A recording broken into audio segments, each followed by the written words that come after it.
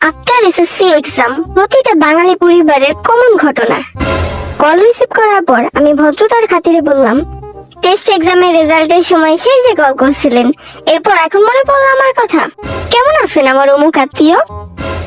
আমি তো আল্লাহর রহমতে ভালোই আছি। তুমি কও, তোমার কি খবর? আমি আলহামদুলিল্লাহ আন্টি ভালো আছি। এই মেয়া, আমি তোমার কথা না, আমি তোমার রেজাল্টের কথা জিজ্ঞাসি। রেজাল্টের কি খবর? পাঁচটা সাদাও করছাও তো?